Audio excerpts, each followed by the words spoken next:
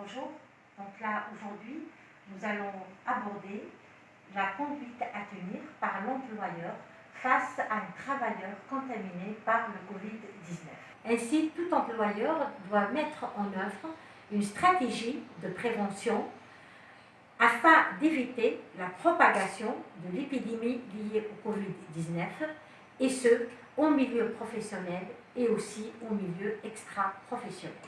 Un des principaux axes qui devra guider l'employeur dans sa démarche préventive est l'application des modalités pratiques que nous allons aborder.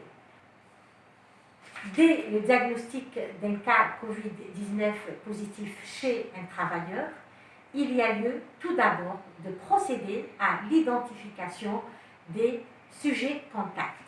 Évidemment, quand je dis sujet contact, je parle de tous les travailleurs qui ont été en contact avec le travailleur contaminé par le Covid-19 en tenant compte de la définition des sujets contacts conformément à l'instruction numéro 5 du 27 février de l'an 2020.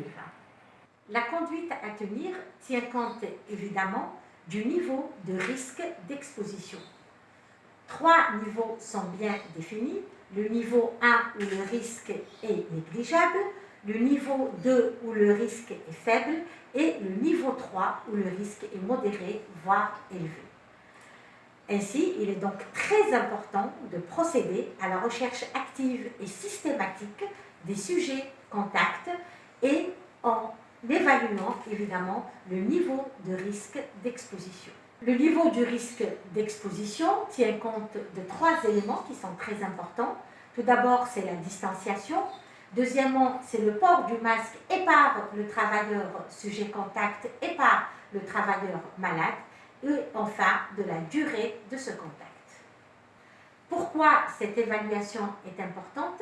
Tout simplement parce qu'elle va permettre d'identifier le contact étroit et par conséquent les cas suspects, bien définis par l'instruction ministérielle numéro 9 du 18 mars de l'an 2020.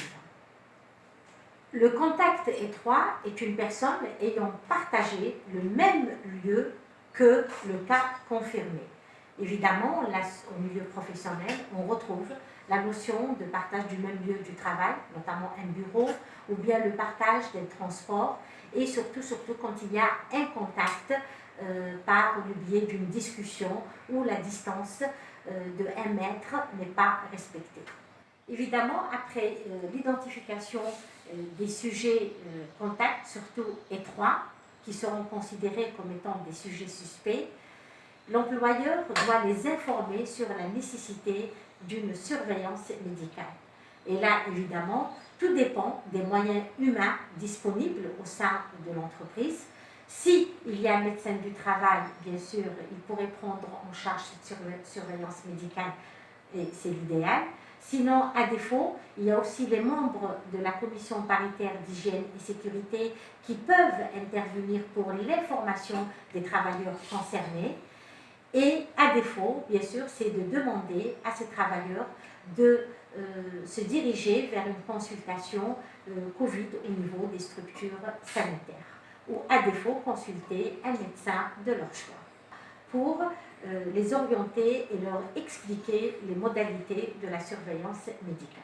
Pour les sujets contacts, des examens complémentaires peuvent être réalisés dans le cadre de la prévention de la propagation de la contamination par le Covid-19 en milieu professionnel.